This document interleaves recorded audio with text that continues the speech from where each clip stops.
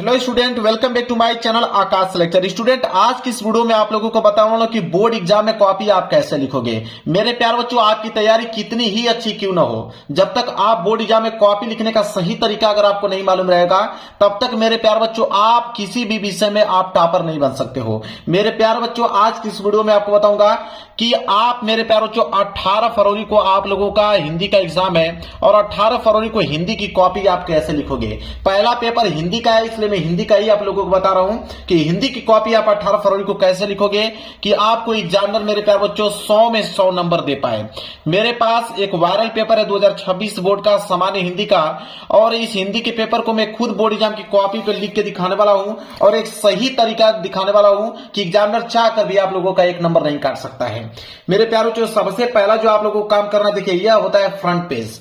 ठीक है, यह आपका फ्रंट पेज, और फ्रंट पेज चाहे आप इंटर का हो चाहे हाई स्कूल का, दोनों का सेम होता है। बस यहाँ पे इंटरमीडिएट लिखा होता है और हाई स्कूल में यहाँ पे हाई स्कूल लिखा होता है, हाई स्कूल परीक्षा। समझ में आ गया? चलिए, सबसे तो पहला काम है आप लोगों का फ्रंट पेज भरने का। तो सबसे पहला काम करेंगे कि इस फ्रंट पेज को हम लोग यहाँ पे भरेंगे। चलिए मेरे प्यारों, जो सबसे पहले हम लोग क्या करेंगे, देखिए यहाँ पे पहला कॉलम क्या दिया हुआ है। पहला कॉलम दिया है परीक्षार्थी का अनुक्रमांक अंकों में।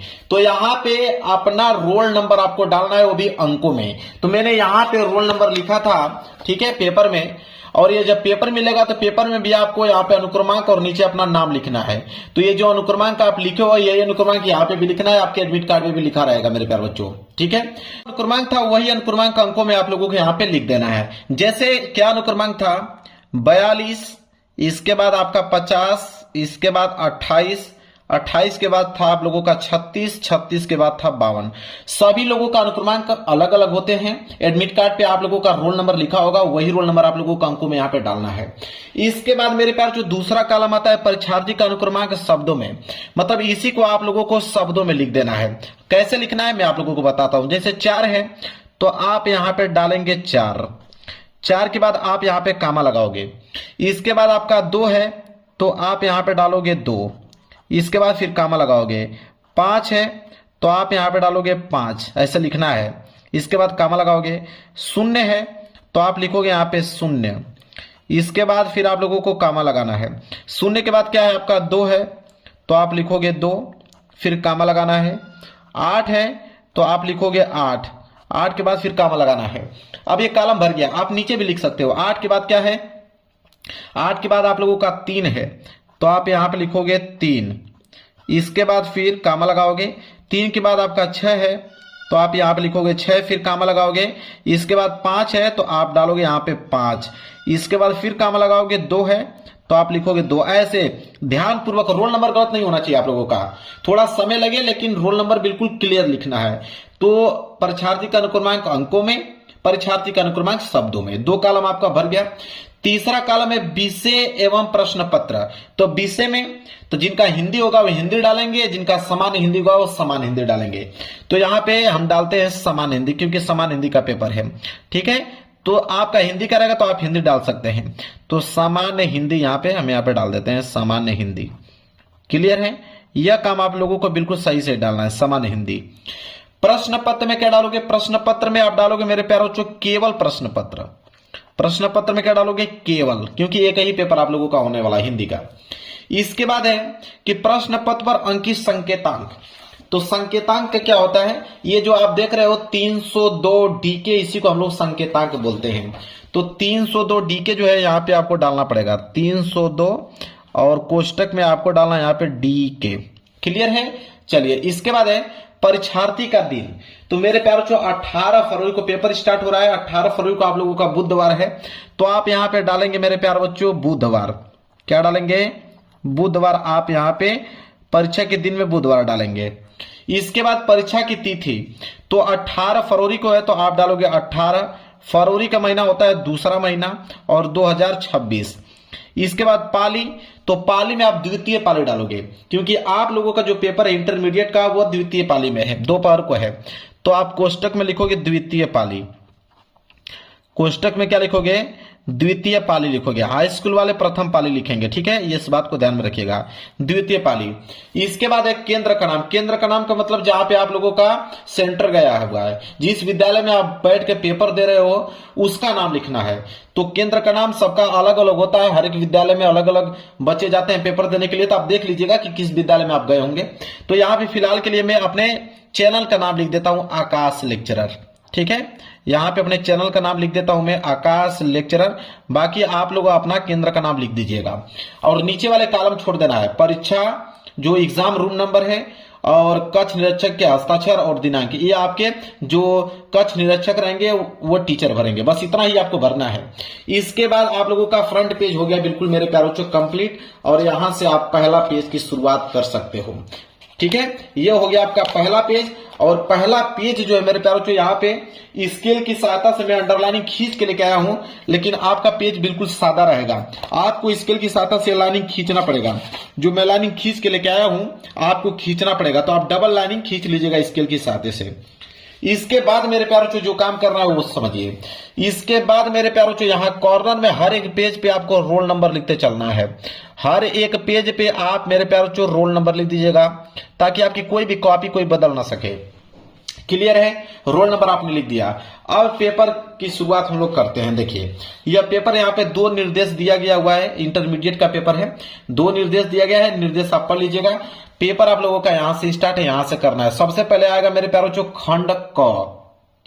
चलिए खंड क आ गया तो आपको डालना पड़ेगा खंड क, ठीक है। तो इसको मैं हटाता हूं। आप खंड क दिया है तो सबसे पहली हेडिंग आपका रहेगा खंड क। तो यहाँ पे ऊपर में आप हेडिंग डालोगे खंड क का, तो यहाँ पे लिखोगे खंड क। क्लियर है। खंड क लिखने के बाद मेरे प्यारे बच्चों स्केल की सहायता से इसके नीचे आप अंडरलाइन कीजिएगा। स्केल की सहायता से इसके नीचे आपको अंडरलाइनिंग करना है ताकि दिखने में बेहद अच्छा लगे। खंड क आपने डाल दिया। इसके बाद मेरे प्यारे बच्चों आपका है प्रश्न संख्या पहला। यह प्रश्न संख्या पहला है तो आप डालोगे प्रश्न उत्तर संख्या पहला, ठीक है। तो एक लाइन का गैप छोड़कर आपको नीचे यहां पे डालना पड़ेगा कि प्रश्न उत्तर संख्या पहला। तो लिखोगे प्रश्न उत्तर संख्या पहला, प्रश्न उत्तर संख्या पहला। बिल्कुल साफ सुथरा लिखना है ताकि दिखने में अच्छा लगे। प्रश्न उत्तर संख्या पहला आपने लिख दिया। अब इसके नीचे स्केल की सहायता से आपको अंडरलाइनिंग खींचना है। अब प्रश्न उत्तर संख्या पहला में 5 प्रश्न है, क ख ग घ ड़, 5 प्रश्न है। तो आप क वाला करने वाले हो तो आप डालोगे यहां पे क, लिखोगे यहां पे क। इसके बाद 5 प्रश्न है, क के बाद ख है तो आप नीचे लिखोगे ख, ग है तो आप लिखोगे ग, घ है तो आप लिखोगे घ, इसके बाद ड़ है तो आप लिखोगे यहाँ पे ड़। 5 प्रश्न है तो 5 प्रश्नों को आपको ऐसे लिख देना है। अब बस इसका आंसर आपको लिखना है। चलिए तो पहला प्रश्न है क वाला कि आचरण की सभ्यता के लेखक हैं। तो आचरण की सभ्यता के जो लेखक है मेरे प्यारे बच्चों वो है अध्यापक पूर्ण सिंह है। कौन है? अध्यापक पूर्ण सिंह। क का चौथा है तो आपको यहां पर लिखना पड़ेगा क का चौथा, तो आप लिखोगे कि क का चौथा सही है, तो आप लिखोगे यहां पे क का चौथा। अब जो नाम दिया था अध्यापक पूर्ण सिंह उसको आपको लिखना पड़ेगा, तो आप लिखोगे यहां पे अध्यापक पूर्ण सिंह, अध्यापक पूर्ण सिंह, ऐसे आपको मेरे प्यारे बच्चों लिखना है, अध्यापक पूर्ण सिंह। लिखने के बाद आप कोष्टक में करके ऐसे सही का निशान आपको लगा देना है, अध्यापक पूर्ण सिंह। समझ में आ गया? ऐसे आपको करना है। इस प्रकार ख वाला प्रश्न देखिए क्या है, कह रहा है कि चिंतामणि निबंध संग्रह के लेखक हैं, तो कौन है? आचार्य रामचंद्र शुक्ल जी हैं। तीसरा वाला है ख का तीसरा सही है, तो ख का तीसरा है तो आप यहां पर लिखोगे कि ख का पहला दूसरा तीसरा, तीसरा वाला ऑप्शन सही है तो आप लिखोगे इस तरह कि ख का तीसरा सही है। नाम क्या था? रामचंद्र शुक्ल, तो आप यहां पर लिखोगे रामचंद्र शुक्ल, तो लिखोगे रामचंद्र शुक्ल। ऐसे लिखने के बाद आप इस तरह को कोष्टक में सही निशान आपको लगा देना है, रामचंद्र शुक्ल। आप क्या करोगे? अगले प्रश्न की तरफ बढ़ोगे कि अगला प्रश्न क्या है? ग वाला प्रश्न है। ग वाला प्रश्न है कि उसने कहा था कहानी के लेखक है, तो उसने कहा था कहानी के लेखक कौन है?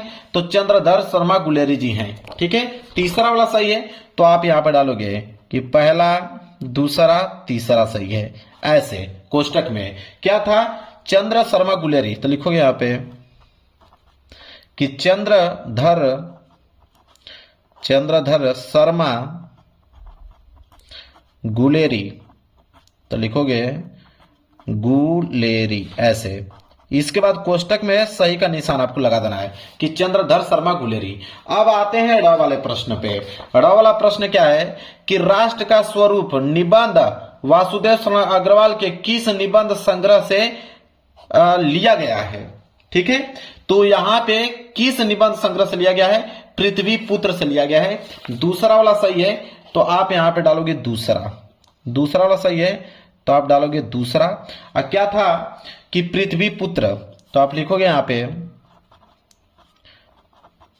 पृथ्वी पुत्र। इसके बाद कोष्टक में सही का आपको निशान लगा देना है। इसके बाद आओगे अड़ा वाला प्रश्न। अड़ा वाला है कि बहादुर कहानी के लेखक हैं, तो बहादुर कहानी के लेखक तो अमरकांत जी हैं। कौन है, अमरकांत जी। चौथा वाला सही है तो आप लिखोगे यहां पे चौथा, अड़ा का चौथा क्या था, अमरकांत, तो लिखोगे यहां पे अमरकांत। इसके बाद आप यहां पे कोष्टक में सही का निशान लगाओगे। तो 5 प्रश्न था, 5 प्रश्न आपने यहां पे कर दिया।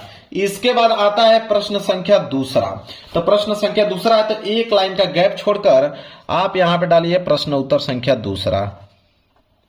एक लाइन का गैप छोड़कर आपको डालना है प्रश्न उत्तर संख्या दूसरा, प्रश्न उत्तर संख्या दूसरा। अब स्केल की सहायता से आप इसके नीचे क्या कीजिएगा, अंडरलाइनिंग करना है। स्केल की सहायता से अंडरलाइनिंग कर दीजिए।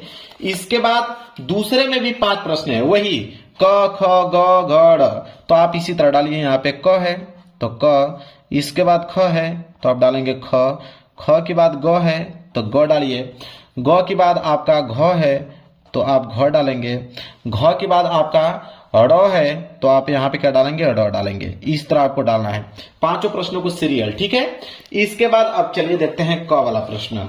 क वाला प्रश्न है कि उर्मिला का विरह वर्णन साकेत महाकाव्य के किस सर्ग में है। ठीक है, तो वह है 9वें सर्ग में, मतलब दूसरा वाला ऑप्शन सही है। तो दूसरा वाला सही है तो आप यहां पे लिखोगे दूसरा वाला ऑप्शन सही है। दूसरा वाला ऑप्शन क्या था, 9वें सर्ग, तो लिखोगे 9वें सर्ग में, 9वें सर्ग में। और क्या करना है, ब्रैकेट बना के आपको सही का निशान लगा देना इस तरह। क्लियर है। इसके बाद आइए ख वाला प्रश्न। कह रहा है कि कुकुरमुत्ता के रचयिता हैं, तो कुकुरमुत्ता के रचयिता कौन है, यहाँ पे सूर्यकांत त्रिपाठी निराला जी हैं। तो दूसरा वाला सही है तो लिखोगे यहाँ पे सूर्यकांत त्रिपाठी निराला, दूसरा नहीं तीसरा वाला सही था, तो तीसरा वाला सूर्यकांत त्रिपाठी निराला। ठीक है, तो तीसरा डाल दोगे सूर्यकांत त्रिपाठी निराला, तो लिखोगे यहाँ पे सूर्यकांत त्रिपाठी निराला, सूर्यकांत त्रिपाठी, सूर्यकांत त्रिपाठी निराला, सूर्यकांत त्रिपाठी निराला जी। ठीक है, आप ब्रैकेट करके सही का निशान आपको लगा देना है। इसके बाद आइए ग वाला प्रश्न। ग वाला प्रश्न क्या है, देखिए कह रहा है कि पलाशवन काव्य संकलन के प्रणेता हैं। ठीक है, कौन है, नरेंद्र शर्मा जी हैं। चौथा वाला ऑप्शन जो होगा बिल्कुल राइट आंसर हो जाएगा। तो चौथा वाला है तो आप यहां पे ग का डालोगे चौथा, ग का डालोगे चौथा। क्या नाम है, नरेंद्र शर्मा, लिखोगे यहां पे नरेंद्र शर्मा, नरेंद्र शर्मा, ब्रैकेट में सही का आप लोगों का निशान लगा देना है। इसके बाद आगे आइए, अगला है घ वाला कि निम्नलिखित में से कौन सा कवि छायावाद का नहीं है, मतलब कौन सा ऐसा कवि है जो छायावाद का नहीं है इनमें से, तो अज्ञेय जी। चौथा वाला ऑप्शन जो होगा बिल्कुल राइट आंसर हो जाएगा। तो अज्ञेय जी चौथा, तो आप लिखोगे यहाँ पे चौथा ऑप्शन अज्ञेय, तो लिखोगे यहाँ पे अज्ञेय। इसके बाद ब्रैकेट में सही का आपको निशान लगा देना है। इसके बाद मेरे प्यारे बच्चों आओगे अड़ा वाला प्रश्न। अड़ा वाला प्रश्न क्या है उसको देखेंगे। अड़ा वाला है कि निशा निमंत्रण के रचनाकार हैं। तो निशा निमंत्रण के रचनाकार इन चारों ऑप्शन में से कौन है?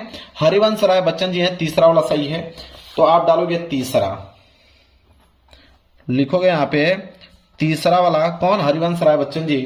तो लिखोगे हरिवंश राय, हरिवंश राय बच्चन। तो यहां पे सिंगल ब्रैकेट में, सिंगल इन्वर्टेड कॉमा के अंदर आपको बच्चन लिखना है, हरिवंश राय बच्चन, फिर कोष्टक में सही का निशान लगा देना है। अब देखिए यहां पे प्रश्न उत्तर संख्या पहला में 5 बहुविकल्पीय था, प्रश्न उत्तर संख्या दूसरे में 5 बहुविकल्पीय प्रश्न, दोनों यहाँ पे एक ही पेज में हो जाएगा। पेज आपका भर जाए तो आपको लिखना है यहाँ पे पीटीओ। पीटीओ का मतलब होता है पेज टर्न ओवर। पेज जब आपका भर जाए तो पेज को आप पलट दीजिए मेरे प्यारे बच्चों, ठीक है। पेज को आप लोगों को यहाँ पे पलट देना है। पेज पलटने के बाद मेरे प्यारे बच्चों प्रश्न उत्तर संख्या क्या है? तीसरा। प्रश्न उत्तर संख्या तीसरा है, तो आप जाके नए पेज से आप यहाँ पे डालोगे प्रश्न उत्तर संख्या तीसरा। तो आप हेडिंग बनाओगे यहां पे कि प्रश्न उत्तर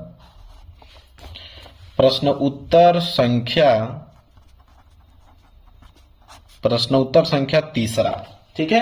इसके बाद स्केल की सहायता से आपको करना है अंडरलाइनिंग। स्केल की सहायता से आपको अंडरलाइनिंग करना है प्रश्न उत्तर संख्या तीसरे को, ठीक है।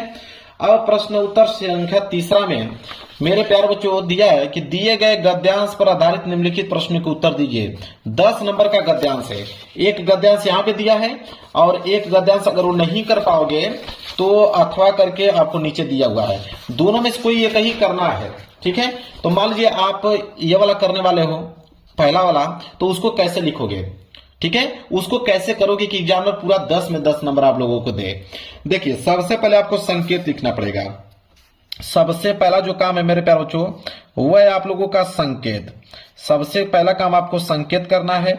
संकेत कैसे लिखना है वो समझिए। संकेत का मतलब होता है कि शुरू की कुछ लाइन लिखिए, जैसे भाषा स्वयं संस्कृति, यहां तक उतार लीजिए। तो आप लिखोगे कि भाषा स्वयं संस्कृति, भाषा स्वयं संस्कृति, ठीक है। इसके बाद डॉट डॉट डॉट करते जाइए, ठीक है। और लास्ट की लाइन है कि महती आवश्यकता है, ठीक है। तो महती आवश्यकता आपको लास्ट में लिखना होगा, या तो आवश्यकता भी लिख सकते हो, कोई दिक्कत नहीं है, ठीक है। आवश्यकता यहां पे लिख दीजिए, आवश्यकता है, ताकि एग्जामिनर को यह मालूम चल पाए कि आपने कौन सा गद्यांश किया हुआ है, ठीक है। ऐसे आपको संकेत लिखना है। संकेत हो गया आप लोगों का। इसके बाद यहां पे देखिए 5 प्रश्न है। पहला वाला प्रश्न है कि पाठ का शीर्षक एवं लेखक का नाम लिखिए, ठीक है। पाठ का शीर्षक और लेखक का नाम। तो आप यहां पे पहला वाला हल करोगे। तो यहां पे पहला वाला प्रश्न यहां पे हल करने वाले हो, पाठ का शीर्षक और लेखक का नाम। तो आप हेडिंग डालोगे कि पाठ का शीर्षक, ठीक है। पाठ का शीर्षक या तो पाठ का नाम आप भी लिख सकते हो, पाठ का नाम, और नीचे आप लिखोगे कि लेखक का नाम। तो ये 2 चीज पूछा है ना कि पाठ का नाम क्या है और लेखक का नाम क्या है। तो ऊपर आपने डाला पाठ का नाम और नीचे आपने डाला लेखक का नाम। ऐसे आप लोगों को लिखना है।